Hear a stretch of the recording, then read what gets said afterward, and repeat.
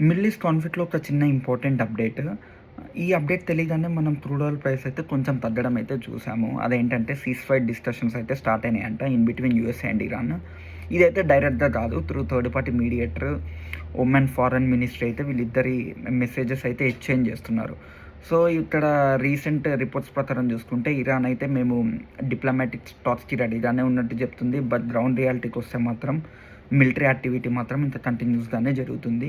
But diplomatic టాక్స్‌కి కూడా మేము రెడీగానే ఉన్నట్టు చెప్తున్నారు. సో, ఇక్కడైతే క్లారిటీ అయితే ఇంకా రాలేదు.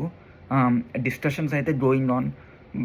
అందుకే మార్కెట్‌కి ఇలాంటి అన్‌సర్టెయిన్ సిట్యుయేషన్ సిస్టమ్ ఉండవు కాబట్టి కొంచెం తగ్గి పెరుగుతూ ఉంటాయి.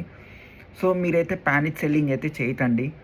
మీకు యావరేజ్ చేసుకోవడానికి ట్రై చేయండి ఈ టైంలో మనీ ఉంటే మాత్రం.